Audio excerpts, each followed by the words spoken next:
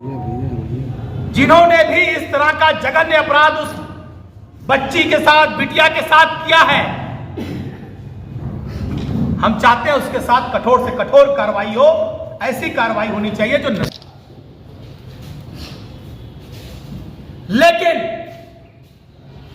उसके पहले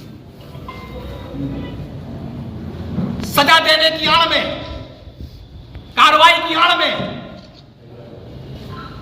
सत्ता दल निर्दोषों को फंसा करके साधे, ये नहीं होना चाहिए। ये समाजवादी पार्टी इस बात की मांग करती है। जो दोषी हैं, भदरसा में एक बहुत ही जघन्य अपराध हुआ है, बिटिया के साथ दुर्व्यवहार हुआ है। समाजवादी पार्टी उस घटना की घनघोर निंदा करती है। समाजवादी पार्टी उस पीड़ित परिवार के साथ है। जिस बच्ची के साथ यह दुर्व्यवहार हुआ है, समाजवादी पार्टी इस बात की मांग करती है कि जो भी दोषी हैं, जिन्होंने ये दुर्दांत वारदात को अंजाम दिया, गलत काम किया, उनके खिलाफ कठोर से कठोर कार्रवाई की जाए। लेकिन कार्रवाई की आड़ में भारतीय जनता पार्टी के इशारे पर, भारतीय जनता पार्टी की सरकार के इशारे पर केवल यादव और मुस्लिम लोगों को न फंसाया जाए। भारतीय जनता पार्टी कभी भदरसा का चुनाव नगर पालिका का नहीं जीत पाई। अयोध्या में लोकसभा का चुनाव हार गए, तो इस खींच को मिटाने के लिए समाजवादी पार्टी के हमारे नेताओं का उत्पीड़न न किया जाए, उन पर फर्जी मुकदमे न दर्ज किए जाए, इस बात की समाजवादी पार्टी मांग कर रही है। हमारी बात स्पष्ट है कि जो पीड़ित है, परिवार के साथ पूरी पार्टी है, जो दोषी है उस पर कड़ी से कड़ी कार्रवाई की जाए। लेकिन दोषी को सजा दिलाने की आड़ में पार्टी के नेताओं का उत्पीड़न न हो। जो अयोध्या में अभी 1.5 साल पहले घटना हुई थी, ब्राह्मण परिवार की बच्ची थी 7 साल की, जिसके साथ दुराचार हुआ था, खाकी खड़ा अयोध्या। वो बच्ची मेडिकल कॉलेज में जीवन मरण के बीच में रही। 3-4 उसका ऑपरेशन हो चुका, एक आध ऑपरेशन होना बाकी है। जो उसके अपराधी थे, जिन्होंने उस घटना को अंजाम दिया था, उनके मकान पर बुलडोजर चला योगी जी का। क्या कार्रवाई हुई?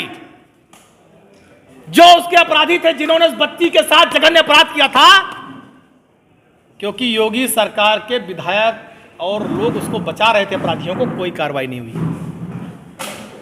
यह भारतीय जनता पार्टी और योगी सरकार का चरित्र है। दूसरा मुद्दा, सरमीम स्कूल, लड़की ने सुसाइड किया, प्रबंधक जेल भेज दिए गए, यादव जी थे। बाद में जब खुलासा हुआ, निर्दोष पाए गए, बरी हो गए, बाहर आ गए। क्यों प्रशासन तेजी पकड़ा? यादव जी थे। अभी गोमती नगर में पानी बरसा, गोमती नगर में हुड़दंग हुआ। मैं फिर स्पष्ट कर रहा हूं, मैंने अपने पेज पर लिखा है कि अपराधी की कोई जात नहीं होती। किसी अपराधी को धर्म और जात के आधार पर नहीं देखना चाहिए। अपराधी अपराधी होता है, गुनाहगार गुनाहगार होता है। गुनाहगार पंडित, ठाकुर, यादव, मुसलमान नहीं होता। गुनाहगार गुनाहगार होता है, गुनाहगार की कोई जात नहीं होती। इसको मैंने पहले कहा और आज भी कह रहा हूं। लेकिन जब मुख्यमंत्री के रूप में योगी आदित्यनाथ सदन में भाषण दे रहे थे, तो उन्हें केवल पवन यादव और अरबाज याद आए। बाकी जो 17-18 पंडित थे, यादव ठाकुर थे, ब्राह्मण थे, बनिया थे, अन्य बिरादरी के जो 17-18 लड़के थे, उनका नाम, उनकी सूची योगी जी के पास नहीं थी, केवल 2 नाम था। तो यह दर्शाता है कि भारतीय जनता पार्टी का चरित्र क्या है और भारतीय जनता पार्टी का व्यवहार यादव और मुस्लिम बिरादरी के साथ कैसा है, वो इस बात को दर्शाता है। बीएचयू में घटना हुई, आज सारे लोग बहुत बड़ा अपराध दिखा रहे हैं। बीएचयू में घटना हुई, Bharatiya Janata party IT cell, Bharatiya Janata party लोगों ने बीएचयू में दुर्दांत अपराधी की तरह उस बिटिया के साथ अपराध किया। उन अपराधियों की फोटो, जिन्होंने अपराध किया था, उनकी फोटो देखिए। पहली फोटो उत्तर प्रदेश के मुख्यमंत्री योगी आदित्यनाथ के साथ। यह बीएचयू कांड का दुर्दांत अपराधी है, उस सामूहिक दुराचार का। इसकी फोटो योगी आदित्यनाथ जी के साथ है। दूसरी फोटो देखिए किसके साथ है, देश के deputy CM Keshav Maurya stool मंत्री के साथ। तीसरी फोटो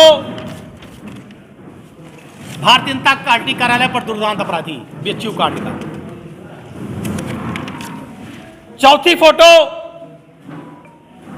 ये जात पूछने निकले पूरे देश में, सबकी जात पता कर रहे हैं। अनुराग ठाकुर इनके साथ, बलात्कार का आरोपी इनके साथ। पांचवी फोटो स्वतंत्र देव सिंह, उत्तर प्रदेश के कैबिनेट मंत्री हैं, प्रदेश अध्यक्ष। तो ये सारे जितने बलात्कारी थे बीएचयू कांड के, किसके घर पे बुलडोजर चला? क्यों? उत्तर प्रदेश के मुख्यमंत्री इस समय भी तो योगी आदित्यनाथ थे।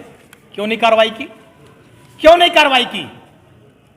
तो हमारा तो यह आरोप है कि समाजवादी पार्टी के कार्यकर्ताओं का उत्पीड़न किया जा रहा है। और मैं फिर कह रहा हूं, जो भदरसा कांड है, जो 70 साल के मोहित पकड़े गए हैं, सरकार को चाहिए कि सर्विलांस से जुड़ी हुई जितने भी साक्ष्य हैं वो इकट्ठा करे, सीडीआर निकलवाए, लोकेशन इकट्ठा करे। अगर वो उस बच्ची से मिलते थे तो लोकेशन मिलना चाहिए, डीएनए टेस्ट हो, नार्को टेस्ट हो,